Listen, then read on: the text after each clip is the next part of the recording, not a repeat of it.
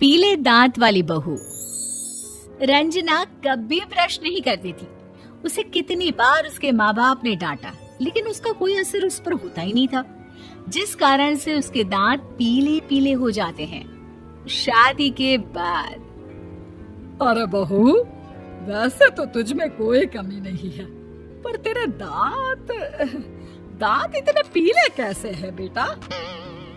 कैसे मतलब? कोई सर्जरी थोड़ी ना कराइए। वो तो क्या नाम, मैं ब्रश नहीं करती थी तो पीले हो गए। अब क्या करूं? आप कहे तो लाल करवा लूं या फिर काले? यार ये क्या है, क्यों माँ से लड़ रही हो? लड़ रही हूँ? अरे मैं लड़ रही हूँ या ये बोल रही है कि दांत पीले हैं, पीले। अरे तपस्या थोड़ी ना की है इन्हें पीले करने के लिए। बकायदा ब्रश नहीं किया है 20 साल तक, तब जाकर। छी, कैसी बात कर रही हो? ये उस वक्त तो पीले नहीं थे जब हम लोग तुम्हें देखने आए थे। अरे तब साफ करवा लिया होगा डेंटिस्ट के पास जाकर। अब देखो कैसे पीले पीले लग रहे हैं। रंजना सास की तरफ गुस्से से देखती है। फिर शुरू हो गई पीले पीले पीले।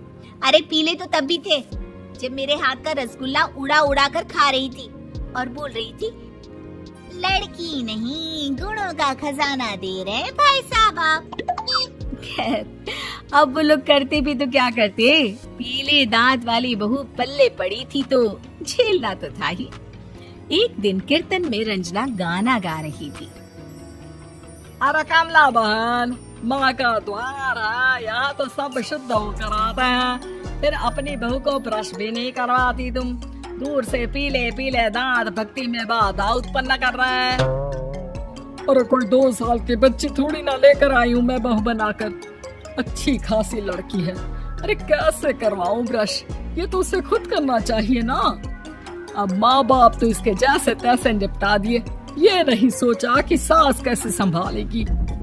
सास बहू को लेकर घर आ जाती है, लेकिन सोच लेती है कि अब इसे लेकर कहीं नहीं जाएगी। अगले रोज बहू कहती है, अरे क्या हो गया, मंदिर नहीं जाना क्या? कीर्तन का वक्त हो रहा है। मेरी मधुर वाणी से कान्हा जी जागते हैं और सोते हैं। आप तो जानती है ना उनकी भक्ति में कितना मन लगता है मेरा।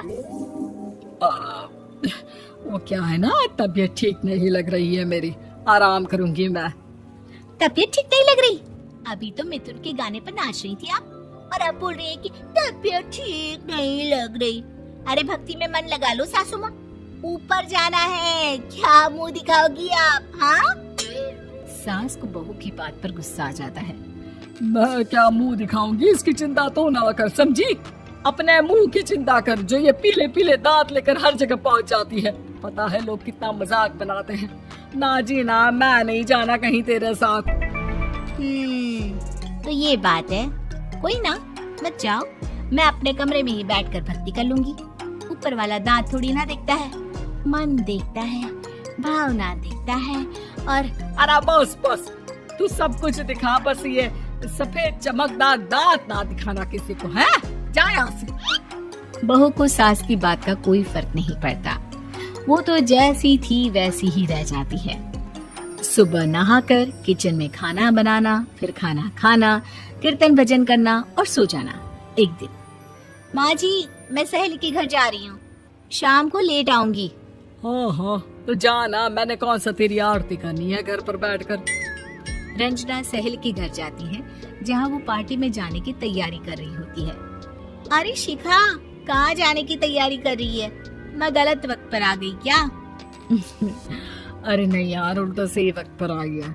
मैंने ये साड़ी और ज्वेलरी निकाली है यार, शाम को इनके ऑफिस की एक पार्टी में जाना है। बताना कैसा लग रहा है ये सब? नहीं यार, इस ड्रेस के साथ तो वो वाली ज्वेलरी अच्छी लगेगी। हाँ हाँ, सही बोल रही है, मैंने ध्यान ही नहीं दिया। वैसे तो हमेशा से मस्त फैशन सेंस रखती है। तो बड़ा जाती होगी ना पति के साथ पार्टी में। रंजना कुछ नहीं बोलती, बस सोचती है कि यार काश ये बात सही हो जाती, पर मैं क्यों नहीं जाती पार्टी में? क्या इन लोगों की कोई पार्टी होती नहीं होगी? रंजना घर आती है और रात में पति से सवाल करती है, एक बात बताइए, आप मुझे किसी पार्टी में क्यों नहीं ले जाते? क्या आपकी यहाँ ऑफिस में पार्टी नहीं होती? पति बेचारा क्या कहता कि दांत पीले हैं तुम्हारे इसलिए। अरे कोई पार्टी होती नहीं हम लोगों के ऑफिस में, तो कहाँ से लेकर जाऊं? और मार्केट, मॉल, कहीं वीकेंड घूमना, कहीं तो। अरे यार, सारे हफ्ते में एक छुट्टी मिलती है, तो सोचता हूँ कि आराम ही कर लूं। क्यों? रंजना मन मार के रह जाती है। पहले कभी सास के साथ मंदिर जाया करती थी, लेकिन वो भी सास ने ले जाना बंद कर दिया। घर बैठी बैठी रंजना बोर हो जाती है। तभी उसे आइडिया आता है और वो मायके जाने का सोचती है। सासू माँ, 2 दिनों के लिए मम्मी के घर जा रही हूँ। अच्छा अच्छा, ठीक है, आराम से जा। और हाँ, माँ से कुछ अच्छी आदत सीख कर आना कि कैसे शरीर के हर भाग की तरह दांतों की सफाई भी जरूरी होती है, समझी? शुरू हो गई ना आप?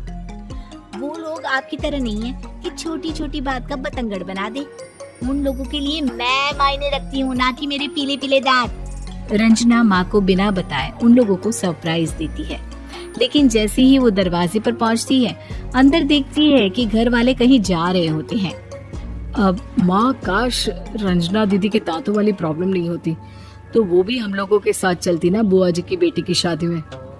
हाँ बेटा, लेकिन अब उसे कौन समझाए कि उसको उसके पीले दांत नहीं दिखते, लेकिन उसके आसपास के लोगों को कितना एम्बैरेसिंग फील कराते हैं। मुझे तो कितनी बार उसके स्कूल की टीचर ने शिकायत की कि उसके साथ कोई लड़की बैठना भी नहीं चाहती, और ना ही कॉलेज में कोई उससे बात करना चाहता था।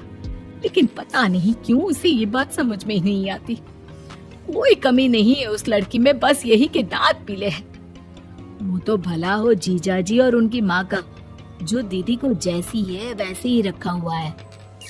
रंजना को अपने घर वालों की बात सुनकर बहुत दुख होता है। वो सोचती है कि वो क्या करे, लेकिन फिर वो सीधा डेंटिस्ट के पास जाती है, अपने दांत चमकाती है और कसम खाती है कि वो रोज ब्रश करेगी। अरे क्या हो गया? तुम तो 2 दिनों के लिए गई थी ना, पर कोई ना, अच्छा है, चलो आ गई तुम। रंजना सास के सामने आकर खड़ी हो जाती है और पूरी स्माइल करती है, उसके चमकदार दांतों को दिखाती हुई। हैं? चले मंदिर? माँ, मुझे माफ कर दीजिए, मैंने आप लोगों को बहुत एम्बैरेसिंग फील करवाया। मैं आज से रोज ब्रश करूंगी।